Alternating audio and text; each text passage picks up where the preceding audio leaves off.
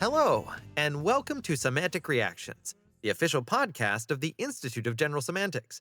My name is Ben Hauk, and I'm pleased to be able to introduce the 21st episode in our ongoing series. Our May installment features the newly elected president of the New York Society for General Semantics, Dr. Margaret Cassidy. Dr. Cassidy is the author of Bookends, The Changing Media Environment of American Classrooms, and of Children, Media, and American History, Printed Poison, Pernicious Stuff, and Other Terrible Temptations.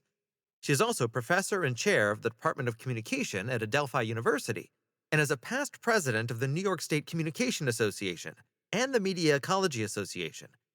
Peggy Cassidy is joined in conversation with IGS trustees Lance Strate and Thom Gencarelli, and their discussion takes up a variety of topics, such as dance and the arts, Suzanne Langer's philosophy of symbolic form, choreography and musical notation, orality and literacy, education and communication, technology and psychotherapy, leadership and administration, and of course, general semantics. Let's listen to what they have to say. Well, welcome to another episode of Semantic Reactions, the official podcast of the Institute of General Semantics. My name is Lance Strate, and I'm here with Thom Gencarelli, and we're pleased to have as our guest for this episode Peggy Cassidy, the newly elected president of the New York Society for General Semantics. So welcome, Peggy. Thank you so much, Lance. And Peggy, of course, is the sort of the pet name for Margaret. That's right. How does that work exactly? Good question. My understanding is that, that Margaret means pearl in some traditions, and that Peggy is maybe an English word for pearl. The connection is somehow through pearl. Which itself is used as a first name. Yes, so maybe I should go by Pearl. I don't know. Yeah, or wear them, or it's a little late. It's a little late, but who knows? It's never too late. Well, in any event, whoever you are, maybe we'll get some pearls of wisdom from you.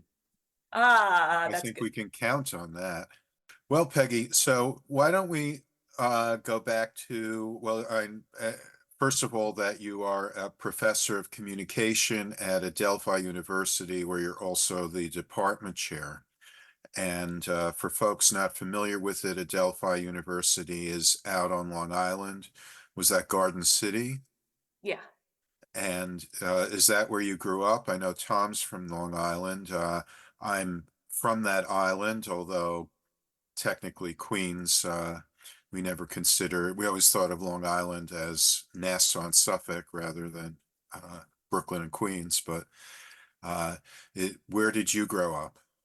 So I guess I share a little bit of background with both of you because I was born in Queens. But by the time I was born, my parents, who are from Queens and Brooklyn, respectively, my mom and my dad, had moved out to Long Island like everybody else did in Brooklyn and Queens in that generation. And so I grew up in West Babylon, which is in Suffolk County. Well, I should add, I was born in Manhattan, but 2 weeks later we moved to Queens. So there was a lot of eastward movement at that time. Many of the folks I grew up with whose parents were not immigrants had migrated from Brooklyn to Queens. So that is part of that overall trajectory. Oh, yeah, absolutely. And I mean, a lot of people my age, or certainly maybe I should just speak for myself, then promptly moved back to the city. Our parents moved out to Long Island, but my goal was to get back to the city as at the very first opportunity. But that's also because my parents were never afraid of the city. A lot of people left and then thought of the city as this terrible place that you would never want to go to. And it's something we push back against a little with my students at Adelphi, because most of them are from Long Island, and a lot of them are in that tradition of I asked them to go to the city and they say my parents won't let me. So anyhow, I was fortunate, I think, that my parents continued to love the city and would bring us in whenever they could. And so I just couldn't wait to get back. So I've lived my whole adult life in the city. It's also interesting that the three of us, I guess I can add, are graduates of the Media Ecology PhD program at NYU. And at the time we were there, New York was very different than it is now. And parts of it that I remember fondly are the parts of it that people say, oh, good riddance to it all. That's when the Lower East Side was, not a place that you would go. And yet, of course, we were there all the time. So. Absolutely, yeah. And in terms of my background, not in communication, but in dance, which was a big part of, it still is a big part of my life, but not on any professional level at this point. That whole theater district, Hell's Kitchen, that area was like that too, where people thought of it. Well, it was a little scary. I mean, it wasn't by objective standards the safest place to be, but it was certainly not, it didn't stop us from being there at all. Yeah, never thought twice. So we jumped ahead to NYU, but before that, you did your undergraduate degree at St. John's University, very much in the tradition of children of college professors, where you go where your parents work because it's free. Well, I also loved St. John's. That wasn't the only reason to go there, but I went to St. John's. As an undergrad, honestly, my goal was mostly to finish college as quickly as possible because they didn't have a dance program. So it might sound funny to some people to call an English degree my practical degree, but the idea was get a college degree so that you have it for backup in a sense, and I was studying dance very intensively outside of school. And so I was done. I was 20 when I graduated. So I had the degree, I had the practical piece for when I would need it someday, and went off and danced for a while, for a couple of years. as a professional. Yeah, and musical theater type work, and loved it, but I'm not well suited for the instability of life in theater. So quickly decided I wanted to go back to school. I was always interested in graduate school, or maybe not always interested, but I was finishing college just as I was starting to like school. I was starting to realize, oh, this is sort of an enjoyable thing to do, to take classes and learn stuff and do that all day long. And then I was done. I was out, which was what I wanted. And it was a good choice for me. It's not what I would recommend for any of my students or my children, to finish college as quickly as possible and get over with. That's really not the ideal. But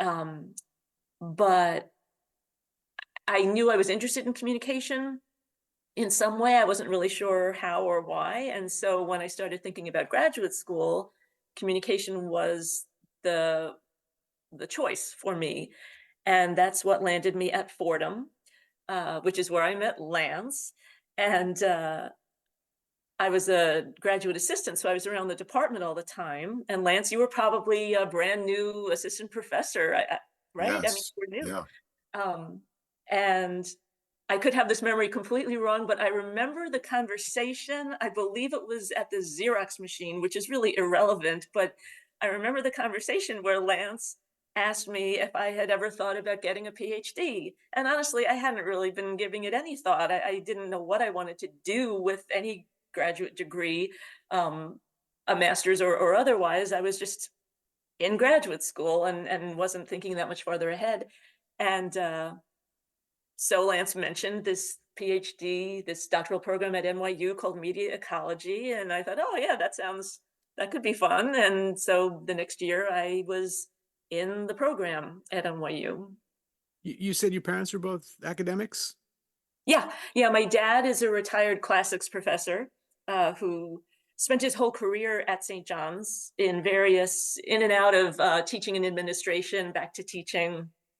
My mom was a high school English teacher who then was home full time with me and my brother when we were little. And then as we got older, kind of transitioned back into teaching English comp type classes at St. John's, and then into the dean's office and other administrative positions until she retired, 25 years ago. I didn't realize your father was in classics. Yeah, and it's funny, it skipped a generation because my son now has an undergrad degree in classics, and he's in a master's program to become a Latin teacher, which is fun for both of them. And I mean, it didn't completely skip me. I mean, my brother and I went to public school, so Latin was not a language option for us, and certainly ancient Greek did not exist in, the Long Island public school curricula.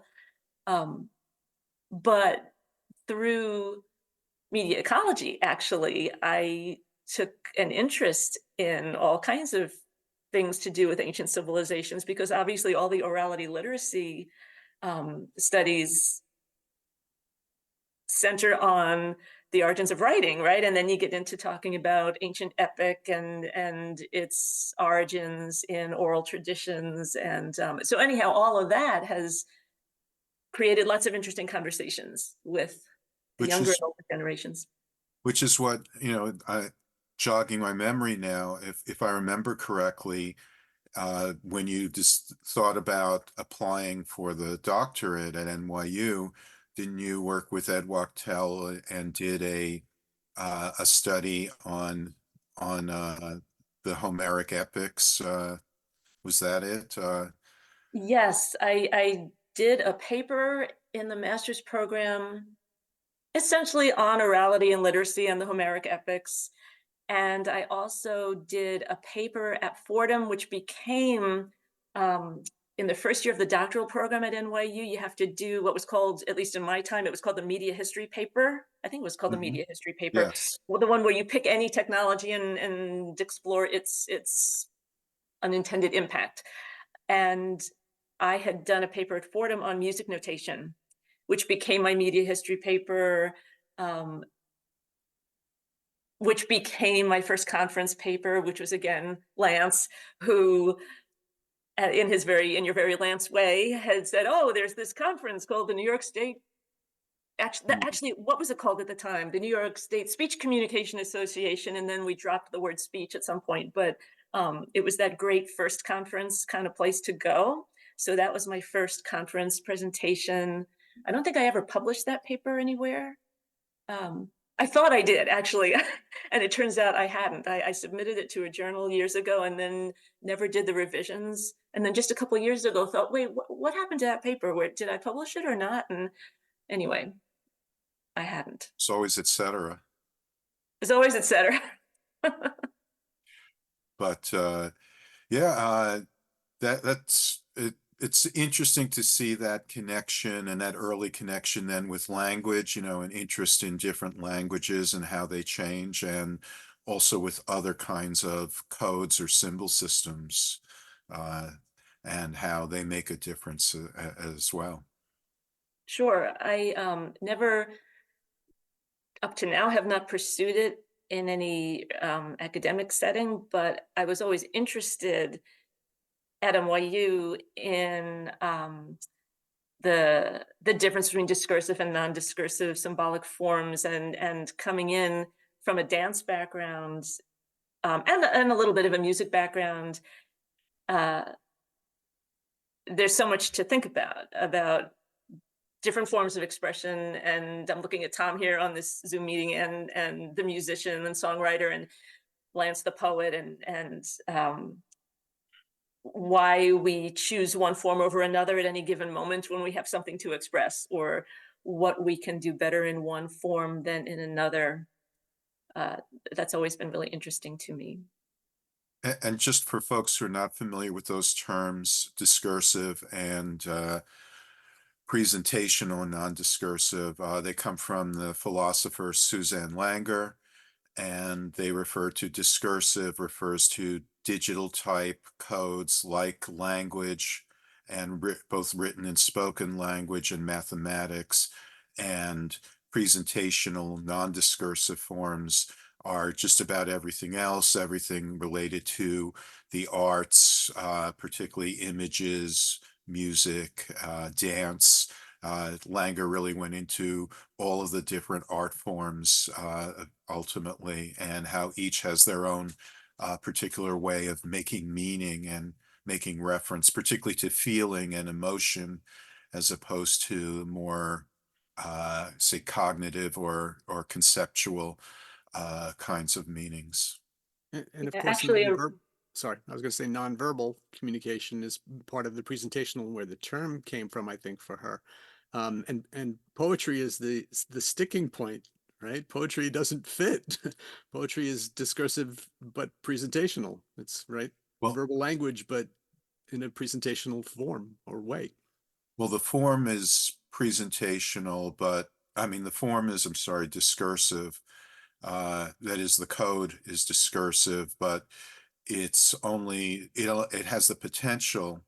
I think what you mean is that I mean, discursive form is where you have units with a clear kind of set of meaning definitions that are attached to them, and a very clear set of grammatical rules, syntax that goes along with them.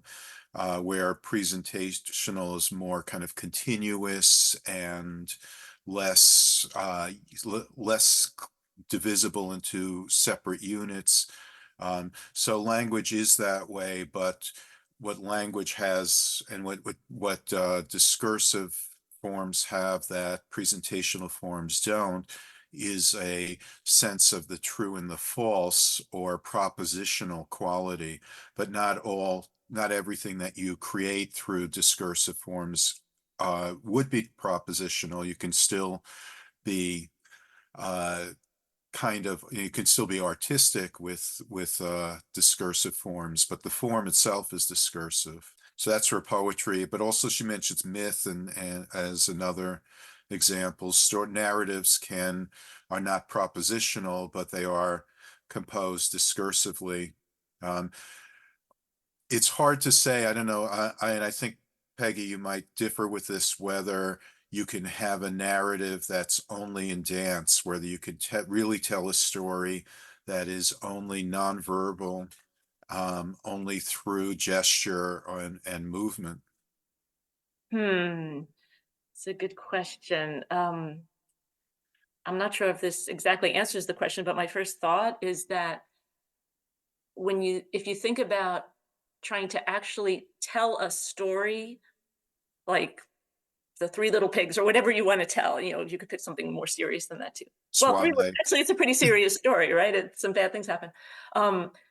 Through dance, when you try to actually mime a story, literally tell a story in dance, it tends to look kind of stupid. It gets really silly.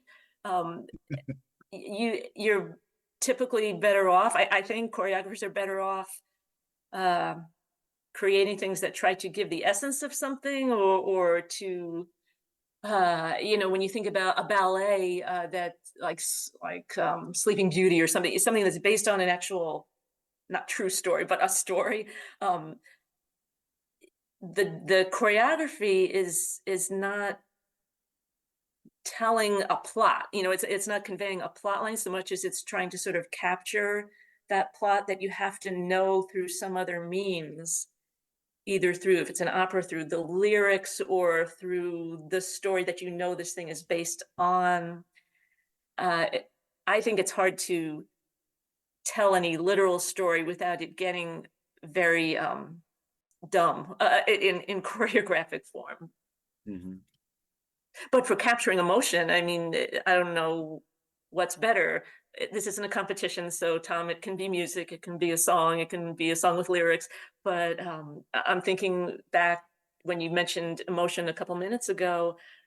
A perfect example of that, in my experience, was after 9/11, which was on a Tuesday, I think, right? I believe it was a Tuesday. And I only say that because at that time there was a dance class that I always took on Sundays with a very good friend who I had studied with for years, and with some other people who always took his class. And we were all absolutely determined to be in class that Sunday. There was no way we were going to miss that class. And if you remember, there were a couple of days where the city was basically closed. There was no going to the city. There was, it just wasn't a thing. Nothing was happening. And the studio managed to open by then. And we all showed up. And the point is that this teacher, Jeffrey, that Sunday and for several afterwards, choreographed this piece in class that was what everybody needed. In other words, I don't think I could have written something about what was happening or what I was feeling about what was happening in New York or in the world.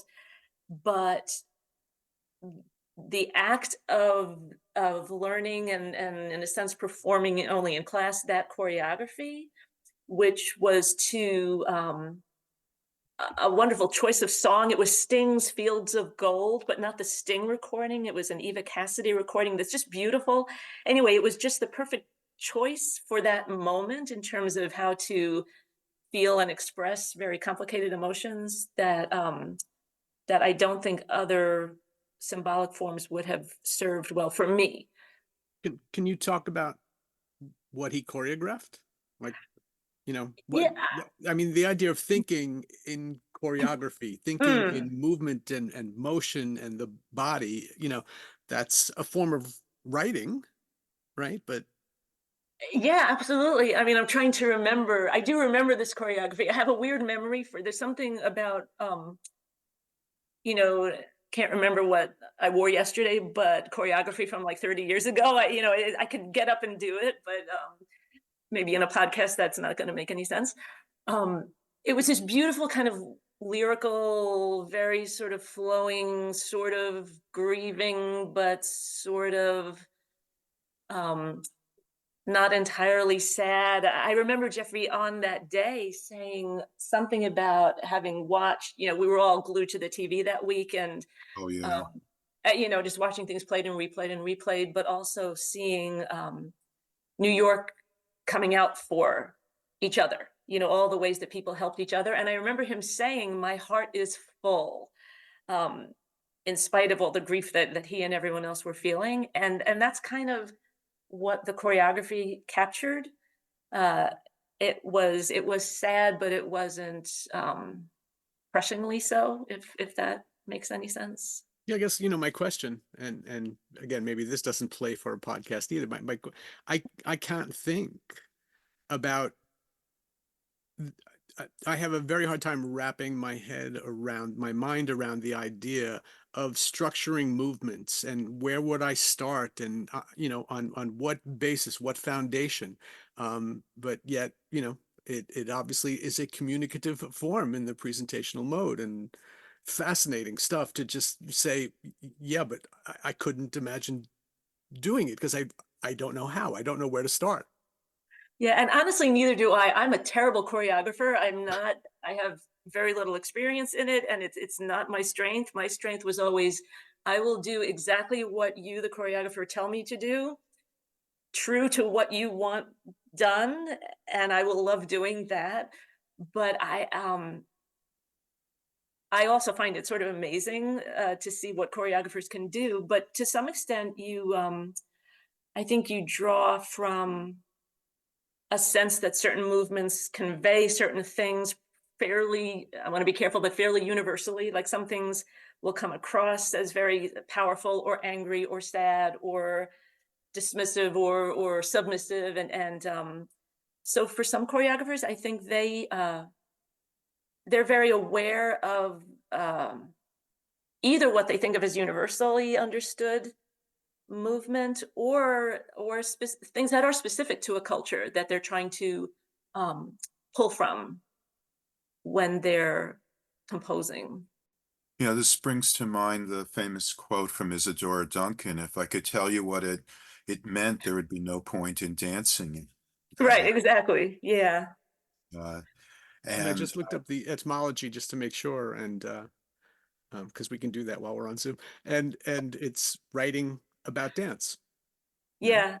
And yet writing about dance I could Or write you an essay about dance, but obviously that's completely different from quote writing with dance, which really a media ecologist would say, or a general semanticist is not writing at all, because writing right. is writing, dance is dance. But yeah, leave out the conjunction, writing dance. Yeah, Well, yeah, the graph term, I mean, when you think about graphic arts, for example, we're not talking about writing in its very kind of restricted sense. We're talking about any kind of visual imagery. Um, but it does go to the point that you can build, you can take discursive form, but build a discursive code and build a presentational art form out of it. But you can't take a presentational form and build a discursive art form, if you like, out of it, that it doesn't go the other way. But and which speaks to, and this was our mutual mentor, Christine Nystrom's point, that they're not just sort of equivalent codes. Presentational really refers to the vast majority of forms of communication or symbol systems, and then discursive is this tiny subset of what's possible, and yet the part that is the most human in some ways, or the most unique to being human. And within discursive, the propositional is itself a tiny subset of the discursive. And that, of course, is what's privileged in general semantics, however, is the way to kind of map the territory, although Korzybski did allow that there are other ways to map the territory, and he's never, ever dismissed the arts for what they could convey that language never could. When you think about choreography, then that brings up the idea that the map is not the territory. Right. So, and as someone who maybe wasn't successful at choreography, but did you have to follow choreography as a dancer and work off of that distinction between choreography as map and the dance itself as territory? Oh, yes, I'm going to say the answer is yes. I would elaborate by saying, at least in certain traditions, I mean, there are a lot of different kinds of dance, right? And some give more freedom to individual dancers to do what you want with what the choreographer has created, or where there's improv. I'm also not, I am terrible. I'm notoriously horrified by improv. I am much too inhibited to improvise anything. You tell me what to do, I will do it, but to just say, okay, go, where some artists in all forms just love that. Oh gosh, anyway.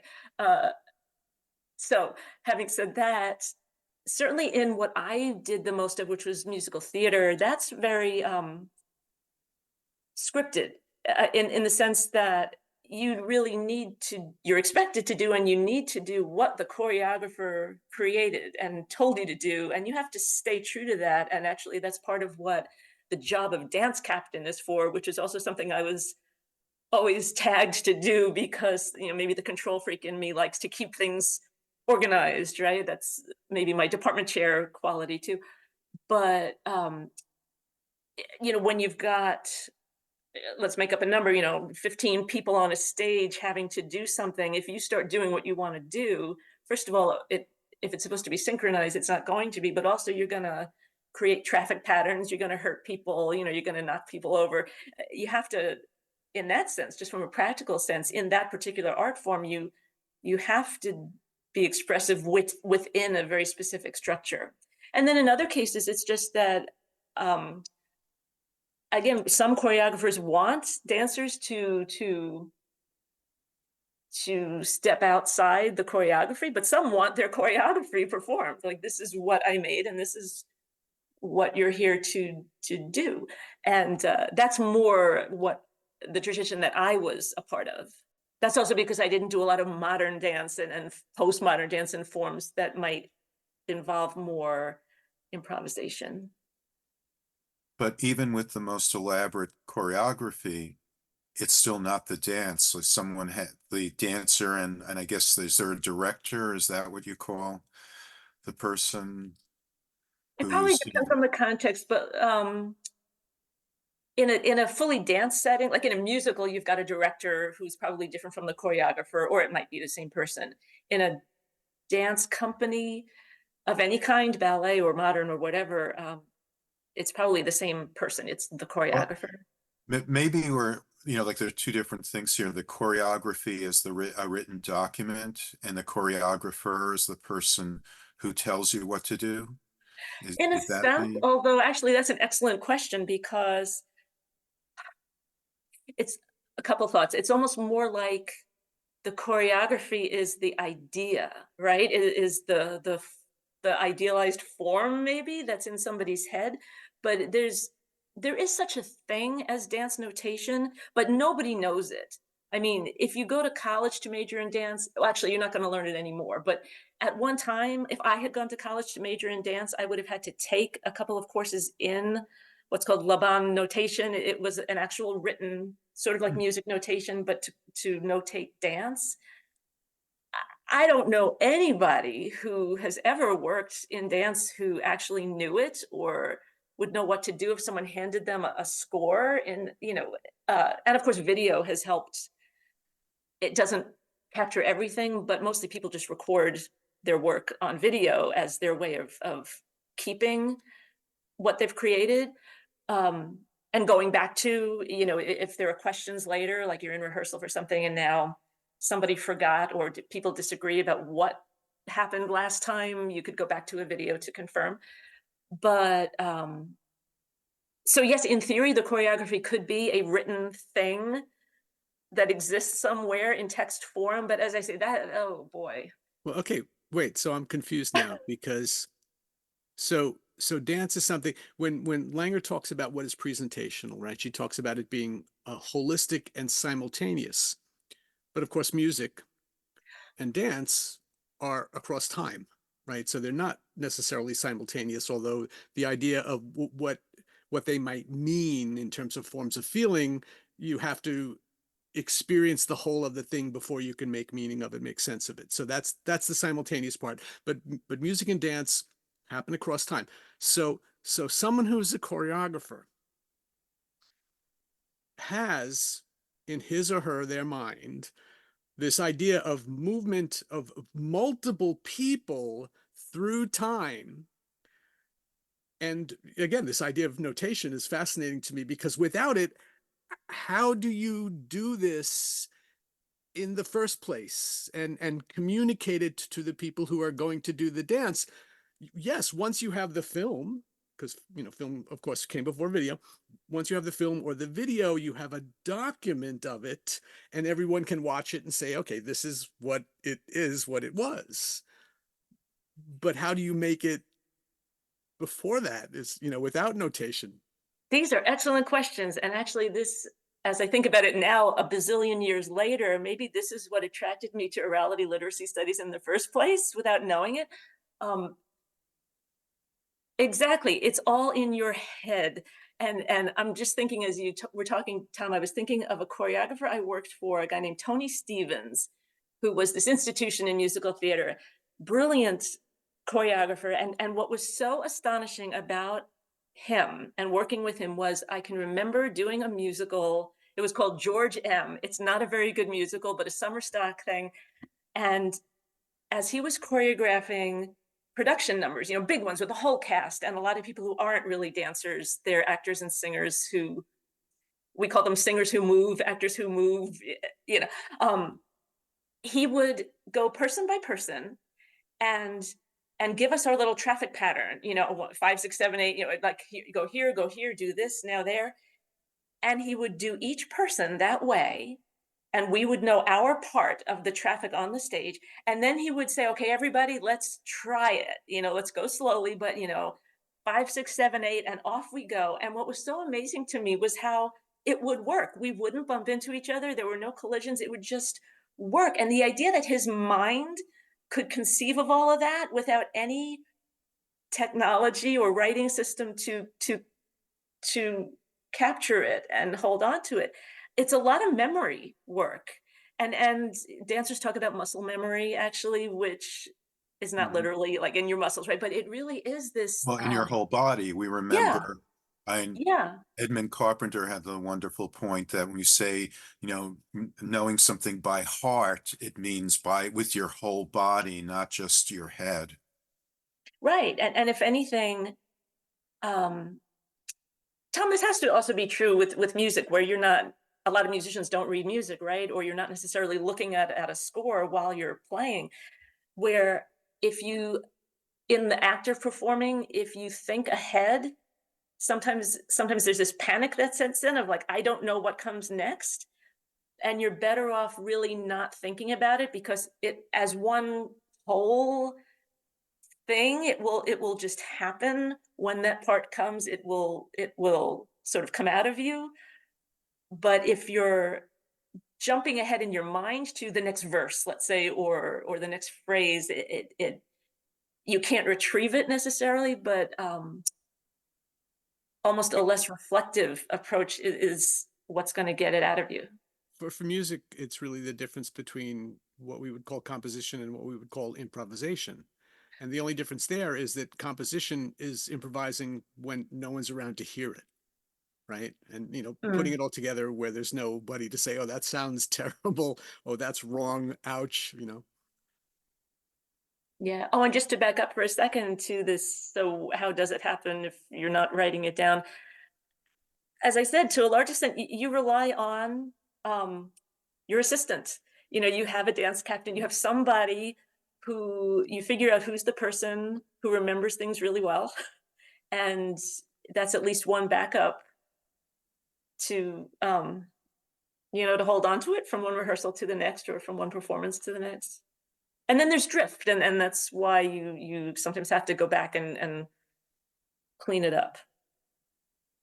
And maybe to bring back the map territory analogy, then really the distinction here is between an internal map, that is taking place within the mind, as opposed to an external one, where we externalize that map by putting it down on a piece of paper or in electronic form. But maybe that would be an opportunity to go back to again, to your PhD at NYU, and I would guess that was where you were introduced to general semantics through studying with Neil Postman, Christine Nystrom, and Terry Moran. Right, absolutely. And just one quick thought, that's, I guess, related to both, is that the internal versus external map also made me think of the difference between what you could call prescriptive versus descriptive symbolic forms or writing, where prescriptive would be creating something, let's say in writing or in some notation form, that dictates what the performance has to be or is supposed to be, versus a descriptive, like a video recording of a performance that is, in a sense, after the fact. Mm-hmm. But back to NYU, yes, that's absolutely where I first heard about general semantics, through all the classic authors that we all read in general semantics in those doctoral seminars.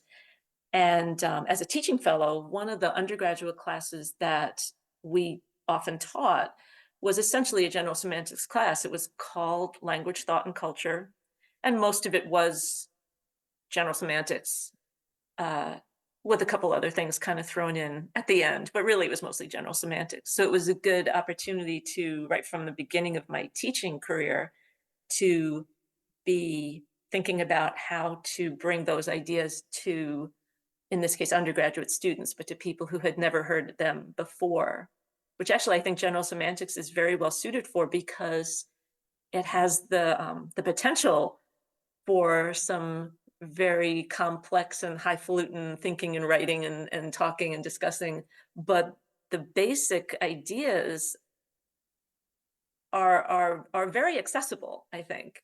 You can get somebody started with some of the foundational ideas, who's coming from any discipline or in a sense any degree of any extent of former education or not,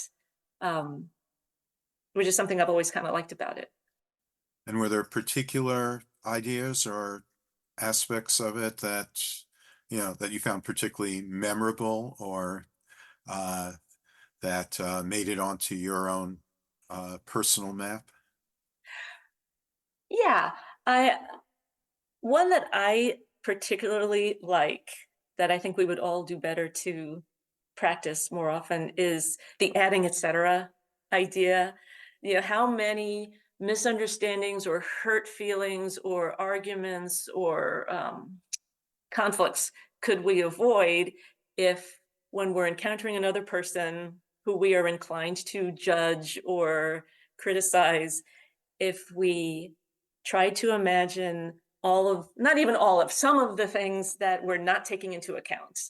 Why was this person rude to me? Okay, well, maybe it's that they're rude, but maybe it's, and then, all the other things that could be going on. And I know plenty of people who say, yeah, but what about the people who are actually rude? Well, okay, so yeah, maybe there are just jerks in the world, and maybe by adding, etc., we have, maybe they didn't deserve it or something. But more often than not, I think, even if we can't answer the question of what else don't we know, just knowing that there are things we don't know about what's going on with them, I think would be so helpful for more of us to take into account.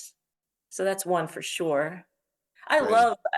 love just playing with the confusing maps and territories, more for the funny, the silly, the stupid talk examples of this, to use Postman's distinction between crazy talk and stupid talk, and the idea that, there are ways that we use language that creates crazy thought and behavior that can really be damaging, and there are ways that we misuse language that are just kind of stupid or create stupid situations. But I mean, I think we all have our examples of each. My current personal favorite, since I know, are you both Mets fans?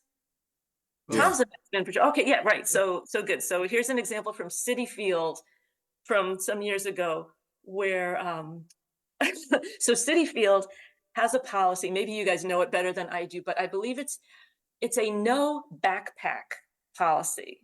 Now, this is important in the sense that I think the point is that it's really about the size of the bag you bring in, and whether they're concerned that you're going to bring in things that you could harm people with, or that you're going to bring in food, so you're not going to pay for their food. It may be both, but they have these rules about what you can bring into the stadium. So there's a no backpack rule.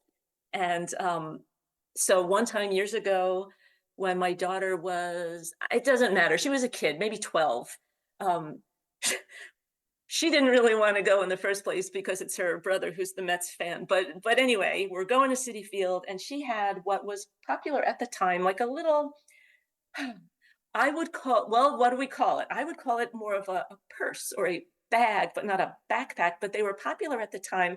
They were very small, and they had 2 straps. So yes, you could wear them like a backpack. So we got there, and of course security stopped us and wouldn't let her in because you have a backpack. Now, right in front of us, though, was a young couple, where the woman had a drawstring bag, which was much larger than my daughter's, whatever you want to call it. But it too is a bag with 2 straps on her shoulders. And so angry mother now, was enraged and screaming that this woman shouldn't be allowed in because she has a backpack. If you're not letting us in because of the backpack, then you're not letting her in because she's got a backpack. But her bag was not called backpack by them. And then what made it even stupider was that my daughter's bag had the straps were removable. So I was like, well, we'll just take the straps off and we'll put them on another way. No, because it has now been named backpack. So bottom line was just, the mountain territory thing, like what we're going to call this object versus what is the object that you're worried about. And is it, anyway, I mean, they weren't going to get into general semantics discussions with me. And so ultimately my husband went back to the car and got a drawstring bag, and we put her stuff in the drawstring bag and we went into the Mets game. But things like that, like the stupid talk, maps and territories. What are you actually worried about or upset about? The name for this thing or the actual thing? I just kind of love stuff like that. I didn't love that moment in that moment, but it made But it's for a great story. It's a great, a great Good anecdote, example. Yes. an illustration. Yeah. And remember that if we ever go to a Mets game together, we should try it. We should all bring different kinds of bags and see who gets stopped based on which criteria and what happens next. And bag 1 is not bag 2. Well, when you talk about general semantics, and of course, and you brought up the point that it's something that is really designed, and as Korzybski put it, a teachable system. And you have and we talk about your background in communication and dance, but it's also very much in education. And of course, the Media Ecology program was in the School of Education at NYU, and you yourself have done and published quite a bit in the area of education, including your two books. Would you like to tell us a bit about that, about your work there? Sure. My first book was basically a total rewrite of my dissertation, which had its origin in a very old-fashioned way of getting ideas, which was that at whatever point in the doctoral program at NYU that you're really supposed to kind of have some idea of what your dissertation is going to be about. I really didn't know. And I was in Boak's library at NYU one day, and I'm not sure why I was on the floor that I was on. It was probably because I was taking one of Henry Perkins's classes, which had to do with the history of education. So I was on that education floor, and I was just kind of wandering the stacks, aimlessly trying to figure out what to do with my life, and just happened to look up and see something in the stacks that was interesting, which was that I saw a whole bunch of books, old books that had titles like "Using Film in the Classroom," and then you walk a couple feet more, a couple stacks over, and then there were the "Using Radio in the Classroom," and then "Using Television in the Classroom." And it just struck me as interesting. And I love old stuff. I love archival research. And so I tend to be the one who takes out the books that no one has ever checked out or that hasn't been checked out since 1934 or whatever. And and that whole theme was so interesting to me. The idea that um, that really with every new medium or every new technology in to generalize in American history, um, every time there's a new medium, there's someone saying that we can use this to make our schools better, to make education better. And then people who set about trying to do that, and then others who set about trying to not have it happen.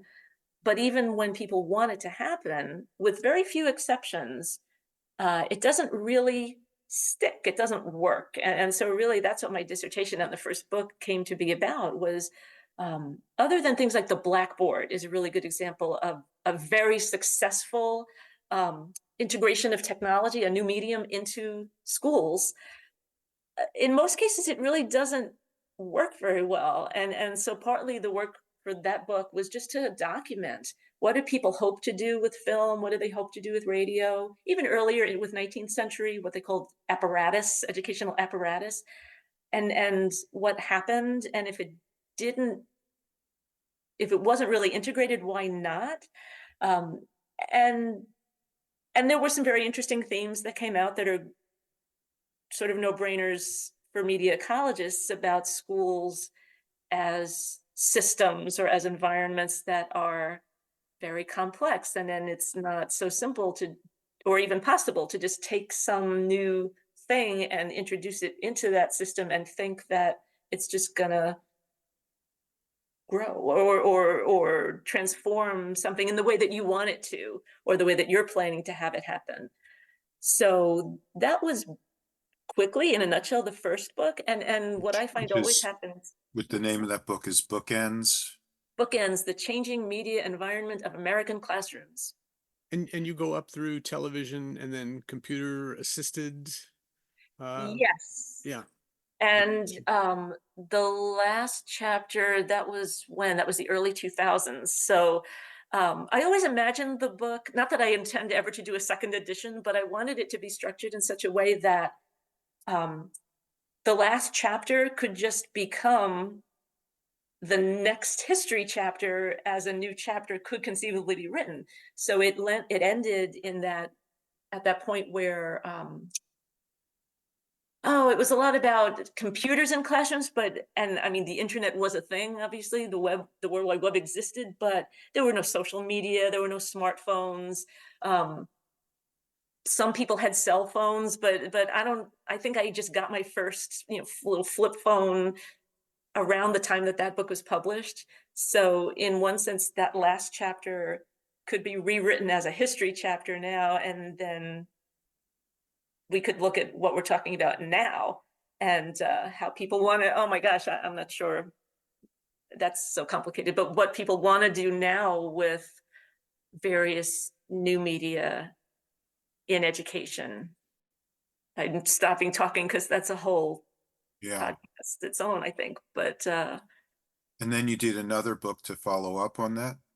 yeah, whenever I'm in archives, what happens is there's what I'm looking for, and then there's all the other kind of fun, random stuff that I find that's interesting, but it's not necessarily directly related to the project I'm working on. So I kind of try to take note that it exists and that I want to go back and come up with some reason to write about that too. And what happened with the first book was that besides reading a lot of education periodicals and books from the 19th century and the early 20th century, I was seeing a lot of writing about media outside the classroom as they impacted children. So, like in the 19th century, cheap fiction, dime novels, romance novels, story papers, what they were called flash papers, which were racier kinds of content, and popular amusements and things that people thought were going to destroy children's lives, and all the ways that people kind of projected their fears about that time and the changes happening in those times onto um, onto their fears about their children and their fears that media would do bad things to their children. So it was a little bit in that first book, but really it was a book all its own, and that's what created or what led to my researching the second book, called Children, Media, and American History. And then the subtitle came straight out of 19th century periodicals and things that people were saying about the impact of cheap fiction on children. So it's Children, Media, and American History. Subtitle is Printed Poison, Pernicious Stuff, and Other Terrible Temptations. So so that was my chance to look really in that same time frame as the first book, but at media outside of school and what children were doing with those media and what adults were saying about all of that. So you've been teaching for many years, Yep. engaged in education, you've studied education and written about it, and you've also been involved in administration of education as a department chair, and now also what's your position? What else are you involved in as far as Adelphi is concerned? Um, Mostly I've been on the faculty for more than 25 years, a little more, 26, 27. I lost count. Um, Out of that time, about half of that time has been spent chairing, but on and off. So not chair in my pre-tenure years. For anyone who can't see Thom's face right now, he's making a face like, oh my God, chairing 14 years. Not chair in my pre-tenure years, and then chair for 7 years, and then not chair for a number of years, and then back to chair for 7 years. And and now I'm sort of deciding, I mean, I'm moving back out of the chair position. This semester, or really this past year, I've been part of a program at Adelphi that is meant to give a few faculty members every year a look at administration, where you work on a project that is in some way of interest to the administration or that is in line with the university's mission, and you have access to all of the meetings, all of the administrative meetings, the president's cabinet, the provost staff, the dean's circle, just to kind of see how it works. How do people talk about issues in those settings, which can be very, very different from how things are talked about in faculty or primarily faculty settings. And so for that, I'm working on a project that looks at I don't love the term, but what are often called high impact practices. Uh, acronyms and buzzwords and things, but to be quick about it, if we call them HIPs, high impact practices, those experiences that are so transformative in students' lives that are not necessarily in the curriculum per se, although they might be, but research over an extended period of time, a capstone project, study abroad, being involved in leadership in a club, work on campus, all these different experiences that we know have the greatest impact on what happens to students after they graduate, and even what helps them stay through to graduation. And looking at what we're doing at Adelphi and how we could better connect students to those experiences. So I'm sort of in the middle of this project and figuring out whether we're going to actually make a resource that helps like a giant repository of all these experiences to help people find them, or whether I'm sticking to a kind of report where I make recommendations about what we could do in the future, depending on how much we want to commit to a project like this. So just to be clear, you started working on this when, and it continues until?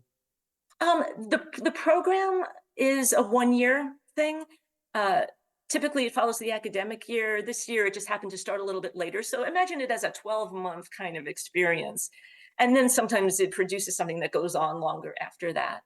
So we're kind of at that point of trying to decide how in are we? Like, are we really going to be in and do this? Because it's a big project. But it would be really fun and potentially very impactful. And has General Semantics come into play for you at all in administration? Oh, yes. Actually,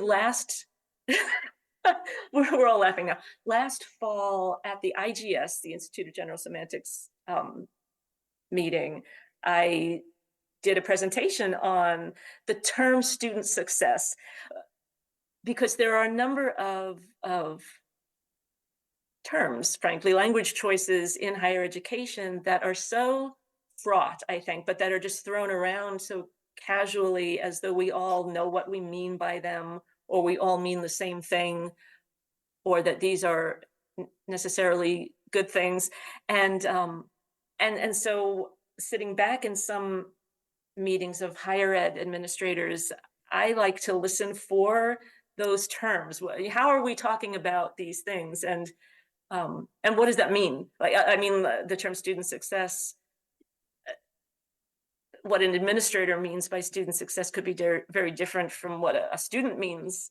Like, if you were to ask them how they think about success, or what it would mean for them to be successful, or how a faculty member thinks about it. There are a lot of those terms always buzzing around right now. Some of the interesting ones to watch are things like student success. Mission critical is a big one. It sounds so dramatic, right? I mean, I think it's mostly just what's your university's mission, and whatever you're asking for money for or permission to do or something, you have to be able to show that it is mission critical. But I just like the sound of, I don't like the idea of it necessarily, but mission critical just sounds very, very serious. Sounds like NASA or something. Yeah, exactly. What else has been around? Value added, I've been hearing a lot of in the last year or so. The idea of tacking on little extra experiences like micro credentials, and not that this is necessarily a bad thing, but just this idea that we have what we offer students, the degree, and then we need to have value added pieces to add to it.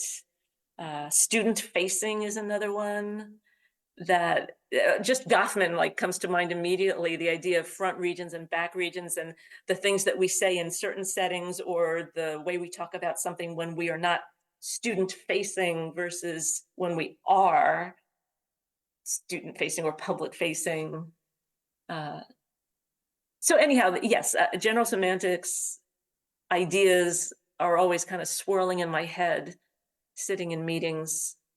And this To go sounds a back- lot like the need for operational definitions and Wendell Johnson's IFD disease. Oh, absolutely. Yes. I don't think, and I don't mean this as any disrespect to any administrator who might hear this someday, but I don't uh, necessarily think that anyone's definition of these terms or others is a bad definition, but absolutely, I think we hit a wall often when, let's say, faculty and administrators' operational definitions or families, parents, or students' definitions versus those within the academy, when those definitions are not the same, and where it would be a helpful thing to say, for these purposes, this is what we mean when we say this. You can disagree with that definition, but that's what, And back to both Korzybski and Postman and the idea of semantic environments, right? I'm thinking that administrators are in one semantic environment, faculty are in another, students are in another, their parents are in yet another. And the idea that we, cross the streams somehow to try to bring that all together. It's fascinating stuff to be thinking about and working on. It's a great absolutely. question. Certainly totally different semantic worlds. But I do want to connect this to the point that, we say administration, but it's also leadership. And General Semantics has had a long history as being an important component in training and education for organizational leadership. I think there's like something like the Coro program where it's one of the core aspects of that leadership training. And part of that is this sort of clear communication and and being clear on your definitions. And Peggy, you've had a history of leadership that also extends to the New York State Communication Association, which you led as vice president. You planned a conference and then became president of the organization we affectionately refer to as NISCA. Yes, I did. And I would be remiss if I did not acknowledge Mary Alexander, Missy Alexander, a very old and dear friend who was vice president the year before I was. And basically, the two of us kind of did it as a team effort for the years that we were involved, where, at least the way I remember it, I agreed to take it on, knowing that she was going to follow in the next year, and basically we worked together very closely in those years on those conferences. And of course, Missy Alexander was also a graduate of the PhD program in media ecology, student of Neil Postman and Christine Nystrom, someone well versed in general semantics. In fact, her husband, Bill Pitcanis, was editor of Etc. for a number of years. Well, so that brings us now to the New York Society for General Semantics, and congratulations on your election as president of NYSGS. And for those who are unfamiliar with it, and it's one of several local organizations that are exist independently, but because of its location, there is a strong connection to the Institute, and the NYSGS serves as one of the co-sponsors for our annual Alfred Korzybski Memorial Lecture and Symposium, which this year will be on September 20th to 22nd. And in the area of education, as we've been talking about, it'll feature Marianne Wolf, leading scholar in the neuroscience of reading and writing, and who will be delivering the Korzybski lecture this year. And the theme for the symposium is communication, consciousness, and culture. Let's get a little plug in there. But would you like to tell us a little bit about your thoughts? I know you're just getting started here, but have you had any thoughts about programming for the New York Society? What you would like to do with the kinds of programs that could come up in the coming months and years? Sure. First thing I want to say is that I'm so glad that Marianne Wolf is coming to do the Alfred Korzybski Memorial Lecture because, as you know, the year that I was vice president of the Media Ecology Association and therefore convention planner, Marianne Wolf was one of our featured speakers, but that was 2020. And so we were all set to do the convention like we always would. And then COVID turned it into a virtual convention, which she was kind enough to present at anyway. But it was so lovely hearing her speak in that context, but I would love to actually meet her in person. So this is exciting. And in terms of the New York Society for General Semantics and the kinds of things that I would hope to be doing, I love the idea of the society and the way that it operates in the sense that it's a regularly meeting series of what I would think of as low stakes events. In other words, they're not conventions, they're not whole giant events. It's one thing. You don't have to be sure to pack in hundreds of people for it to be successful. We're not trying to take in a huge sum of money or any money at all, or that it's not as stressful as planning a convention. And so it's nice to think, and it's new actually to me to think in those terms of these kind of little events, a whole bunch of little ones as opposed to one big thing. And so some of the things we've already talked about today are areas that are interesting to me, that I would love to see come up in upcoming events. Explorations of this discursive, non-discursive, propositional, presentational, symbolic forms, especially given that members of the general semantics community, so many of us operate in those different environments. I guess everybody does to some degree, but so many of us are both scholars writing in academic styles and traditions and artists working in some other form as well. And I think there could be some very interesting conversations around that. I think the way, Lance, you were just talking about general semantics in a professional context, the application of general semantics in a whole variety of professions, really in any profession, but in a whole variety of professions could be an interesting thing to explore. I've mentioned this in other conversations and contexts, but I'm especially interested right now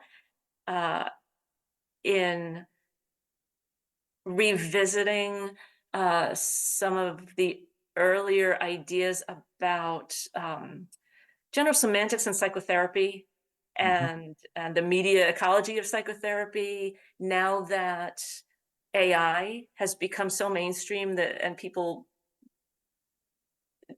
well, what we know about, I don't understand AI very well, I will admit. I look forward to learning a lot moving forward, but when we all read Weizenbaum's Computer Power and Human Reason and learned about ELIZA, a program that mimicked psychotherapy, and the question of could it work? Could people benefit from this? Could they, in a sense, be fooled? Like, could they work with an AI therapist and not know that it wasn't a human being on the other side of the conversation?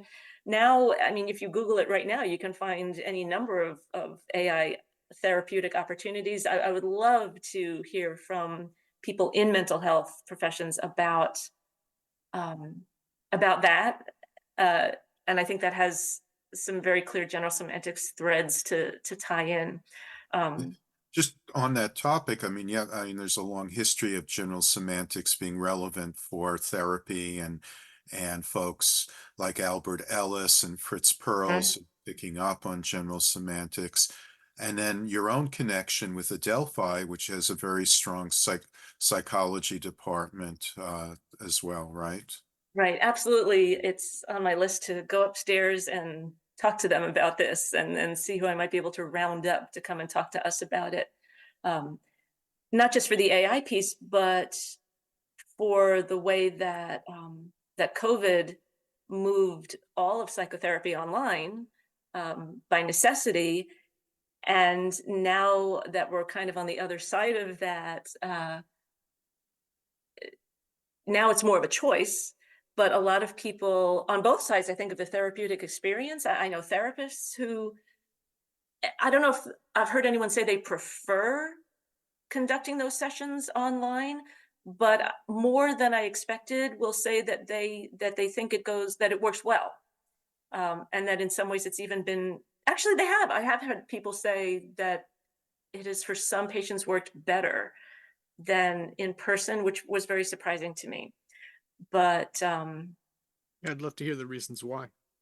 yeah, I think, I mean, the one that's coming to mind was more for the scheduling. It had to do with, I think, someone who does couples therapy, and couples who were not great about keeping regular appointments when it was in person were more consistently able or willing or whatever to keep regular appointments when the difficulties of scheduling were somewhat overcome by making it virtual. Couples on separate screens like the three of us are, or I don't know. people Oh my online gosh, with that's the an excellent therapist, question. We need to do this session, and we need some therapists to come in and talk to us about that, because Yeah, that's a really good yeah. question. And in person, of Well, course. what? In person, not on screens. Our Yeah, no, session will be in absolutely in person. person. But yeah, it would be totally different, right? I mean, if you've ever done a Zoom meeting where you put two people on one screen, that's very different from the same people on separate screens or in separate spaces, or Especially given what couples therapy is. right. Sometimes they shouldn't be together, you know. Yeah, that's very interesting.